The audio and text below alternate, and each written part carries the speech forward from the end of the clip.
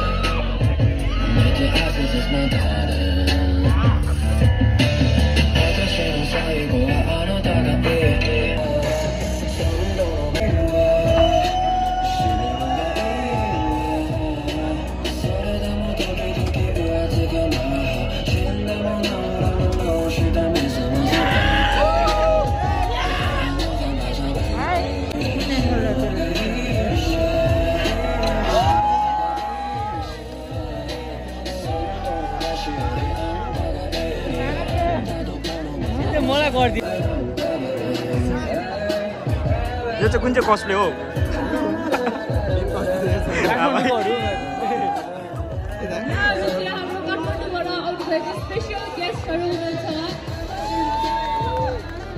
यो त काठमाडौँ हो कि भाइ मैले थाहा पाएँ कि यताको भनेको क्या यताको कहाँको कस्टले हो यो भनेको फेरि लुबिकन फेरि जुङ्गा छन्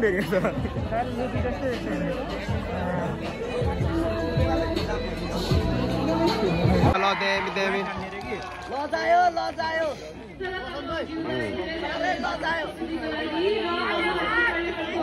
थ्याङ्क यू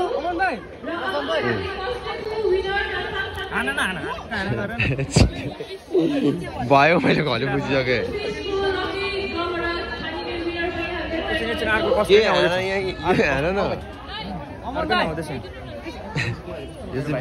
बिग हो आजको मेन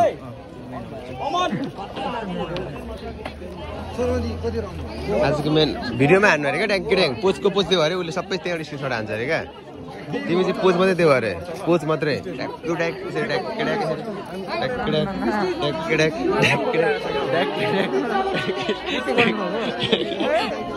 भिडियोमै भइरहेछ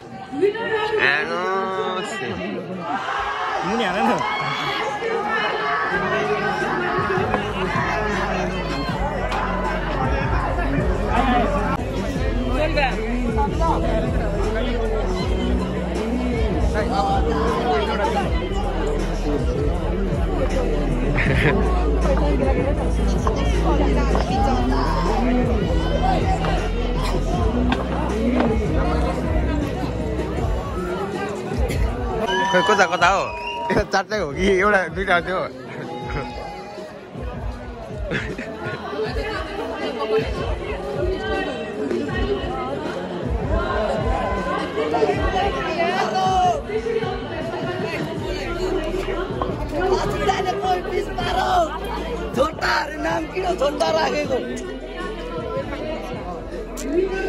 ओ बिग लुफी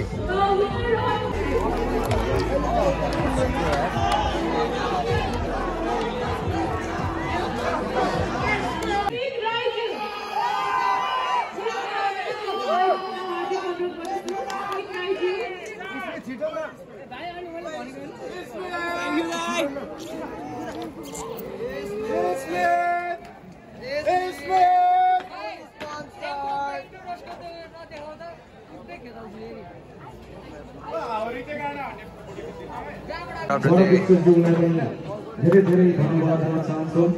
जसले गरी हाम्रो प्रहरी साथीहरू जुन चाहिँ हामी सुरक्षाको लागि खटिनु भएकोमा खोइ कता हो यता धन्यवाद दिन चाहन्छु। भन्देको छैन छोरी छैन खिचेको हौ सबैलाई धेरै धेरै मनबाट धन्यवाद दिन चाहन्छु। अर्को पालि गौरवदा पनि तपाईँहरूको यसै आश गरेको छु।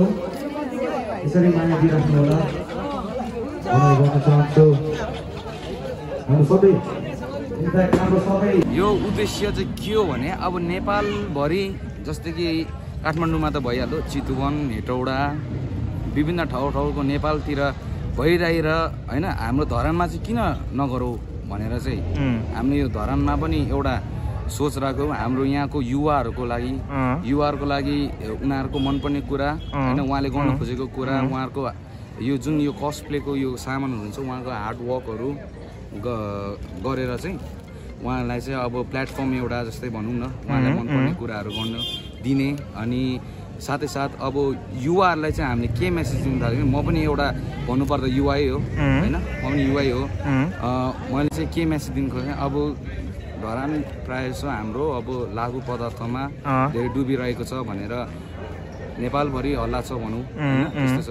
अब त्यहीलाई चाहिँ अब लागु पदार्थको साटो हामीले त्यसरी जिन्दगी खराब गर्नुभन्दा बरु यसरी केही धरानको मिटअप यसो हाम्रो यो एनिमी फेसको मान्छेहरू चाहिँ हाम्रो मेनली चाहिँ धरानको लोकलहरू भइहाल्यो, तर हामीले बोलाएको चाहिँ फाल्टै चारजना गेस्टहरू हुनुहुन्थ्यो। उहाँहरू चाहिँ काठमाडौँदेखि भित्रिनु भएको धरानमा आज यो एक दिनको फेसको लागि। त्यस्तै छ है। त्यो स्टलहरू चाहिँ हामीले एकदमै लिगल प्रडक्टहरू सेल गरेको छौँ। जस्तै कि हामीलाई गभर्मेन्टदेखि ब्यान भएको कुराहरू चाहिँ हामीले राखेको छैनौँ, सबै लिगल कुराहरू राखेको। जस्तै कि यहाँ देख्न सक्नुहुन्छ हामीले फिसहरू राखेको छौँ, फुड स्टल राखेको छौँ, गेम स्टल, फिसहरू पनि थियो फिस स्टल, अनि यो गेम स्टल होइन। यो हाम्रो यो फेससँग म्याचिङ हुने हाम्रो एउटा यो मर्चहरू, फुड स्टलहरू, त्यो चाहिँ सबै बुढोहरू होइन, अनुभविक होइन, यो नयाँ आउँदै गरेको युवाहरूले गर्नुभएको। त्यही भएर चाहिँ उहाँको प्रडक्ट उहाँहरूलाई चाहिँ एउटा समाजमा एउटा लिफ्टअप गर्नुको लागि चाहिँ हामीले यो एउटा स्टलहरू उहाँलाई चाहिँ एउटा प्लेटफर्म जस्तो दिएको। हाम्रो प्लानिङ यो लगभग 2 महिना अगाडिदेखि सुरु भएको र यो खण्डमा हामीले धेरै सोच्यौँ, धेरै गऱ्यौँ, तर जहाँसम्म चाहिँ के लाग्छ भने